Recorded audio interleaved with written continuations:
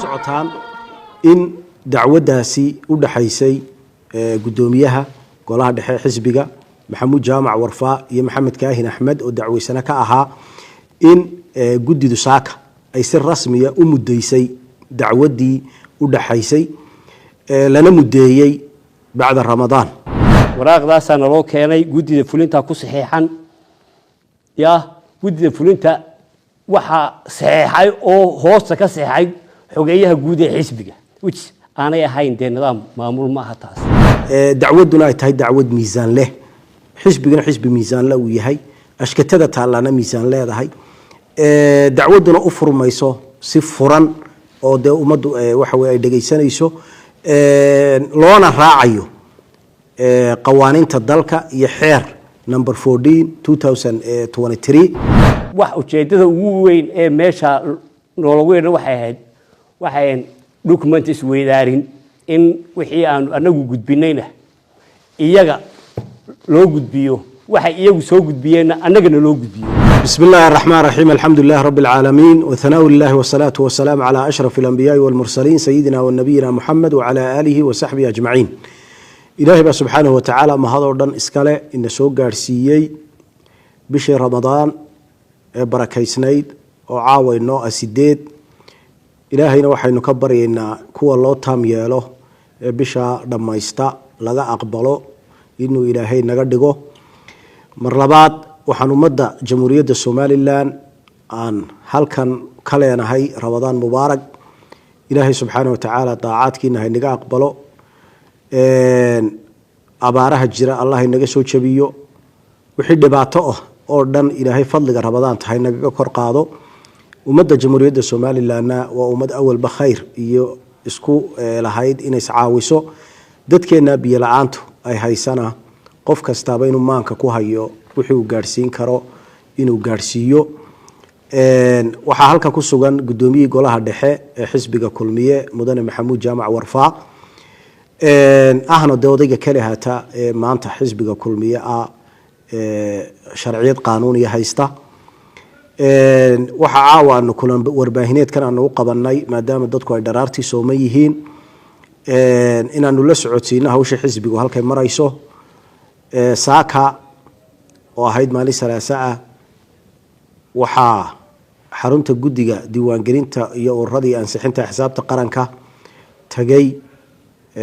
waxa weeye gudoomiyaha iyo qareenadii xisbiga ee hawshii dacwadda xisbiga gacanta ku hayay taas oo ka timid yeedhmadaasina ay ka timiday guddida ama gudoomiyaha guddida oo ay hortaalo dacwaddii u dhaxaysay xisbiga kulmiye gudihiisa qaybna uu ka ahaa gudoomiyaha golaha dhexe ee xisbiga marka maadaama aynu nahay dal dhowr iyo 30 sano ku faanaya qarannimo iyo ixtiraam qawaaniintiisa in aan u kala dambayno cid kasta oo wax kala tabataana ay ku kala baxdo qaanuunka dalka u yaala wana ta uu madaxweynihii labaad ee xisbigan ka soo baxay ahna madaxweynihii shanaad ee jamhuuriyadda Soomaaliland mudane Muuse Biixi Cabdi ummadan u horseeday ila ixtiraamo sharciga waxana uu ummadan gaarsiiyay in madaxweyne kasta oo dalkan maanta taladiisa hayay ama kuwa soo socdaba ha noqoto in uu u horseeday isagu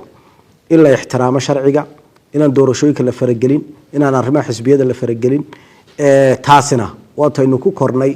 ilaa maanta dalkani uu itraaf waxa weeyaan ilaahay siiyay inta kale ay naga dhimanna ilaahay waxaanu ka baryaynaa inuu inoo taam yeelo marka aynu noqono ummad ixtiraamta qawaaniinteeda ixtiraamtana midhaha ka soo dhashaa wuxuu noqonayaa in dal ahaan iyo dad ahaanba aynu kala badbaadno oo wixii qarankan iyo ummadani ay ku heshiisay ay kor ay u socoto waxaad la socotaan in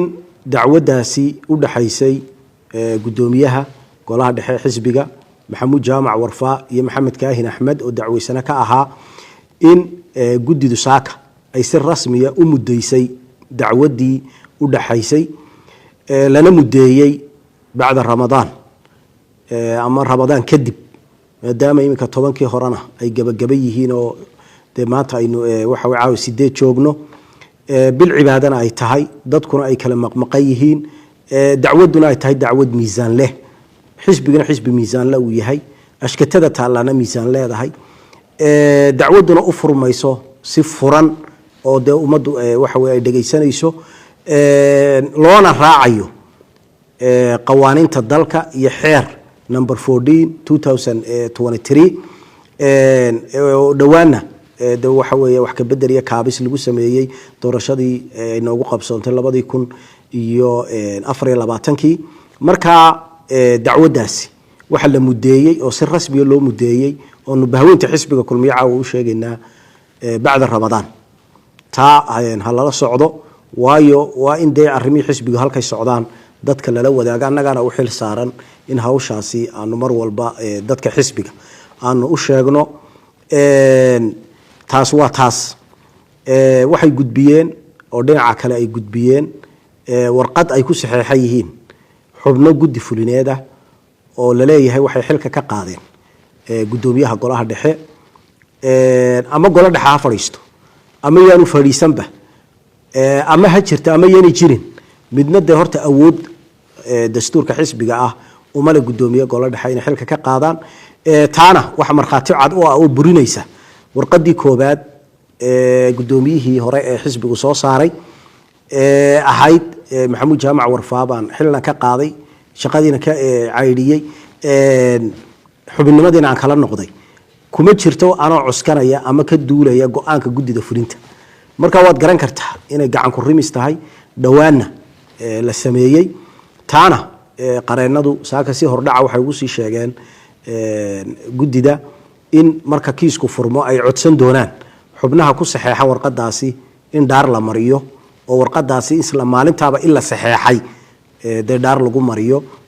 dhaartana loogu horeysiyo xubnaha ugu sareeya warqada ku qoran waxa kale warqadaasi ku qoran in uu saxeexay xogayaha xisbiga ee guud oo isaguna magacaabid ah go'aan golo fulineedna de qof kuma saxeexnaado taa laftirkeega waxaad garanaysaa in meeshan xaq fara badani uu dildilaacayo una socdo marka taana waxa weeyaan si hordhaca ayaan u sii sheegaynaa waa qaladaadka sharci ee ka muuqda weeyi marka saaka ayaa documentigii labada dhinacba la isku weydaariyay wana sida procedure-ka dacwadda guddida diiwaangelinta uu dhigayo marka taasi waa uun warbixin aanu bahweynta xisbiga kulmiye siinayno dacwadiina waxa si rasmiya loo mudeeyay haddii la yiraahdo marka bisha soon ay naga baxdo ramadaan mubaarak assalaamu calaykum waraxmatullaahi tacaala wabarakaatuh bismillaahi raxmaani raxiim horta uu maasay saaxiibkay cabdinaasir buuni wasiir hore afayeenkii xisbiga aad iyo aad buu u faahfaahiyey dacwadda iyo nuxurkeeda iyo wixii maanta loogu yeedhayba aad iyo aad buu u faahfaahiyey marka hore waxaan leeyahay dhammaan ummadda islaamka ah ramadaan mubaarak gaar ahaan ummadda reer somalilan waxaan leeyahay ramadaan mubaarak bil barakaysan baa lagu jiraa shahru lcibaada wa shahru tooba wa shahru makfira bisheedana waxaan ilaahay ka baryayaa in uu inagu gaadhsiiyo bashbash iyo barwaaqo abaaraha inuu ilaahay inaga soo jabiyo ayaynu ilaahay ka baryaynaa intaa haddaan halkaa ku dhaafo sidaa uu buuni sheegay saaka waxaa qaryaqaanadeedii u yeedhay guddida diiwaangelinta ururada iyo arrimaha ururada iyo axsaabta gudoomiye Siciid baa u yeedhay annagu ay la soo hadleen anaga maqnaan beelaan saasaan ku tagay meesha wax ujeedada ugu weyn ee meesha noolagu yeedhan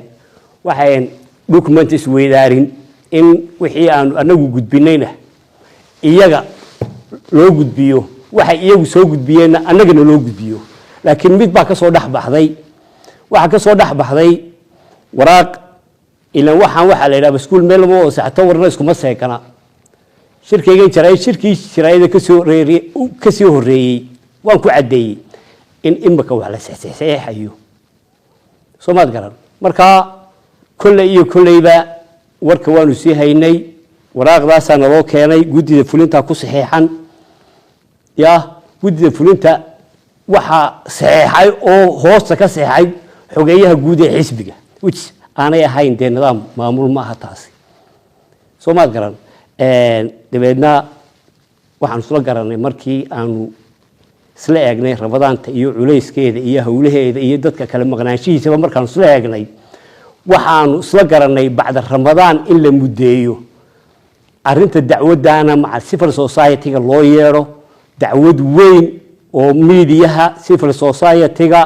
axsaabta qaranka xataa oo ay noqoto dacwad obina oo la dhageysanayo oo ummad ka maqraad kacayso ayaanu isla garanay inay noqotay dacwadu sidaasaanu ku kala nimi midna waan iftiiminayaa oo waxaan leeyahay arinta dacwadaasi ilaa imika si wanaagsan bay u socotaa leexleexad ma leh siciidna waa ku mahadsan yahay hawsha siduu u wado markaa waxaan ilaahay ka rajaynaya inay dacwadaasi si xaqa ku dhammaato waxaan kaloo aan intaa raacsanayaa waxaa la xidhay inantii ubax madaxweyne waxaan kaa codsanayaa waa bil ramadaan waa inan dhaqan baynu u leenahay xagga dumarka madaxweyne adigoo bisha ramadaan ee barakaysan tixgelinaya rumaan kastoo dhacay adiga awood leh inantaa xorriyaddeedii u soo celi waan kaa codsanayaa madaxweyne waa bil barakaysan waa bishii maqfirada waa bishii dambi dhaafka waa bishii cibaadada madaxweyne taana waa kaa codsanayaa inaad inantaa xorriyaddeedii u soo celiso waxaan kaloo aan doonaya inaan shirkaygan jaraa'id ku soo gunaanado in badan bay dacwaddan soo jiitantay annagu kolley haddaanu nahay gruubkaygan waxaanu ku doodaynaa waa sharciyad cad ayaanu ku doodaynaa oo aanu leenahay sharciyaddaa ha la tixgeliyo wixii uu xisbigu dhigtay iyo wixii ay loo dhigay ururada iyo axsaabta ee xeer foodhiin xeerka ururada iyo axsaabta kaasaanu ku taagannahay kana sugaynaa eegaynaa muddada la qabtayna insha allah waxaanu sugaynaa iyada laftigeedana in inagoo wada jirna aanu si wanaagsan u dhageysano wasalaamu calaykum waraxmatullaahi wabarakaatu